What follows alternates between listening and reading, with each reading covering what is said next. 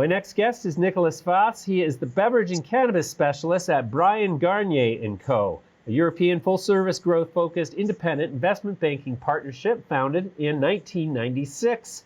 Nikolaas, welcome. Thank you, James. It's an honor to be on your show. Great. You're a specialist then in beverages in the cannabis industry, and the UK especially has been less than aggressive in implementing laws that would permit certainly beverages on the recreational side. Even on the medical side, there's been a bit of reluctance in actually deploying cannabis to patients. What is the status of beverages and more broadly the cannabis industry in the UK presently? And for the moment in the UK, it's only a medicinal market, like most parts in Europe. And like you said, the access for patients towards medical cannabis has been very limited so far in the UK. Also because the previous Prime Minister Theresa May, although she agreed to allow medicinal cannabis in the UK, was not really a strong in favor of this market. I think in the current Prime Minister Boris Johnson, things might change. Of course, currently he has other things on his plate like Brexit, but I have an impression that is some that's hardly being worked behind the scenes on preparing a more open policy towards medicinal cannabis. And you saw Canopy Growth only a couple of days ago announcing their opening of a warehouse in London for cannabis. And clearly they're doing that because they know that things are starting to move on. Mm-hmm. Okay, so it's just a case of transforming the status quo in the UK is taking a bit longer than normal, I guess, because of the conservative nature of society there. Conservative nature and also other things. You can't get around the entire Brexit debate here in the UK, which has absolutely nothing to do with cannabis. Right. But, right. Okay. So then, what are you covering in your capacity as a cannabis beverage specialist in the space? Well, I'm doing beverages and cannabis, so I'm doing the likes of AB InBev, Molson Coors, or Pernod Ricard, or Diageo, as well as some of the cannabis names like Canopy or Tilray or Aurora. So, and in that sense, the entire development that we're going to see in Canada in the coming months is going to be an interesting part of how beverages and cannabis are going to be competing for the same customer. Sure. Well, I think it's interesting, Canopy especially, who is now majority owned by Constellation Brands, which is, unequivocally a beverage-focused conglomerate. I'm curious as to, though, do you see the consumers adopting cannabis-infused beverages enthusiastically, or do you think that's going to take a while to sort of people to get used to in the markets where they can access them recreationally? Well, currently in the states in the US where cannabis beverages are allowed, cannabis beverages only take a very minor part of the total cannabis consumption. About 2% of cannabis is consumed towards beverages. But of course, those beverages are from a totally different type than the beverages that the joint venture, Molson Coors Hexo or Constellation Brands Canopy, or Tilray AB InBev have been developing. They are far less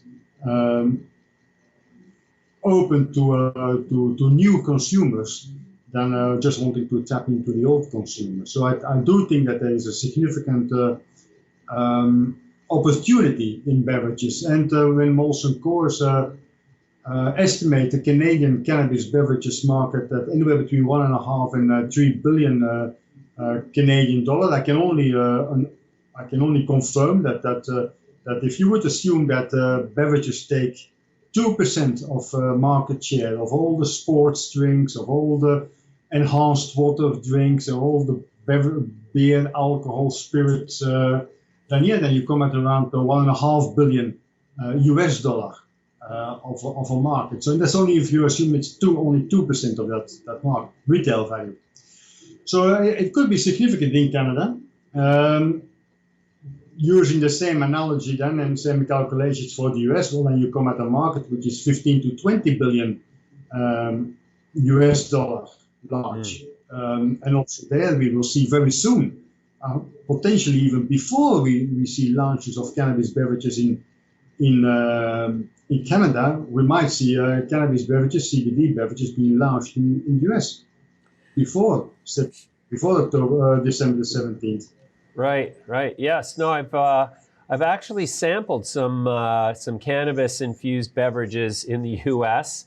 with varying results. I'm not personally much of a recreational cannabis enthusiast anymore. I was in my youth, obviously, but I find it interferes too much with a train of thought these days, and so the only CBD the only cannabis I consume is in CBD form, which has some excellent sort of nutritional benefits. So but the marketplace is certainly getting very excited about cannabis beverages. And Molson and Hexo have now established that they're going to move forward with this new joint venture, as we're still expecting to see some developments from Canopy and Constellation, and then Tilray is doing a joint venture as well, which is interesting. So how soon till Europe sort of catches up with the United States and Canada? So all those three joint ventures, and then also some of the smaller players that do have their products ready to be launched in the coming months. Joint ventures as the Hexo Molson Coors joint venture or Tilray BMBev, they can easily transfer the learnings from the Canadian market to the US or to the European market. And the Molson Coors, for example, is also a large player in the beverages market, in the beer market in the UK.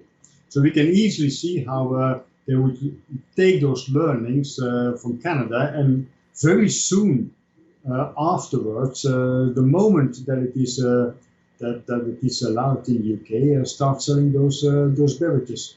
Mm-hmm.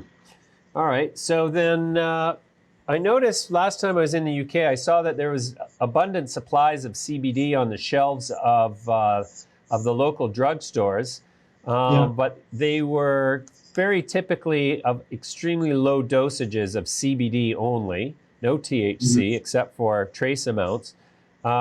Is that, and I saw that most of those are supplied by EU members. Is that likely to change with what's happening with Brexit, or is even today it's not even clear if a deal is going to be ratified in time for October 31st or not? But if it was, would that have an effect on the suppliers of CBDs on the shelves in the UK now? Well, it will of course, it will have an impact, and there will be some supply issues that could play. Probably even more importantly is how the European Union itself will start looking at those products which are being supplied.